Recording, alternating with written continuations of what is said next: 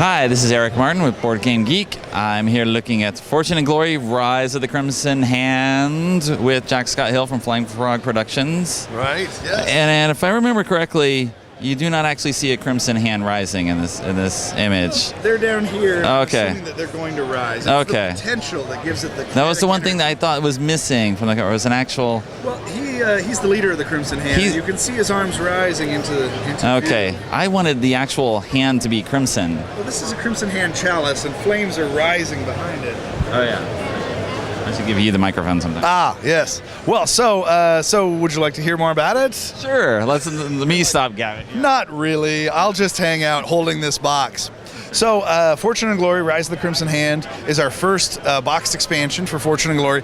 The nanosecond that we came out with Fortune and Glory, people are like, more! And we're like, oh my God, we have other things scheduled. But we went to task straight away, and we thought, if we're gonna do one, we better do two, because we need to, like, the demand was so great that we knew we had to satiate people and their appetite. So we did two fantastic expansions I'm going to tell you about. The first, Rise of the Crimson Hand, it will be out in stores in September.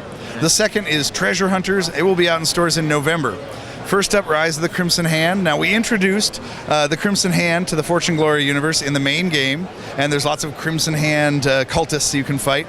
But this expansion makes them a full-fledged vile organization, just like the mob and the Nazis in the original game.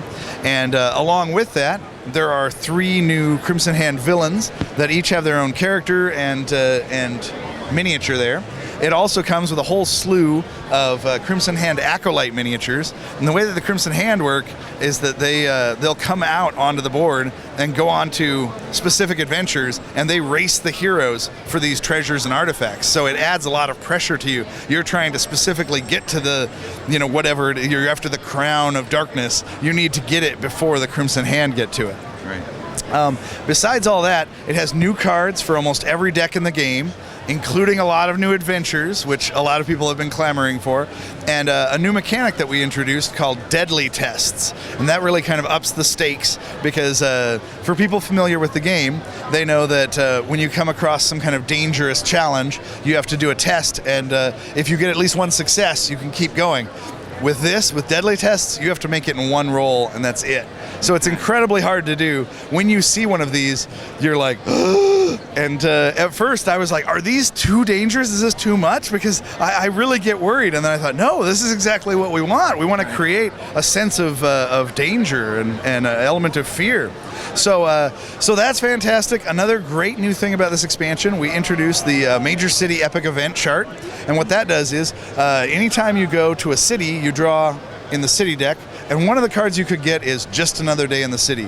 It's kind of a push. It's like, oh, good, a sunny day. Right. But now that leads to the Epic City event chart, Major City Epic Event chart, I should say, where it's themed per major city.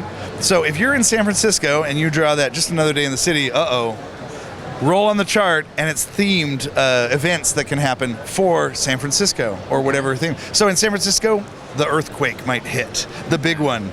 If it's in New York, it could be the World's Fair starts up. So different events, it gives a lot of theme for the storyline that can break out per city. And so all the major cities around the world have specific themed events that can happen. Okay. So it adds so much more of all of that flavor, dangers, and cliffhangers, and theme to the game that people already love. So it's kind of a no-brainer. If you love Fortune and Glory, you will love Rise of the Crimson Hand. All right. Wow. Now that's a pitch.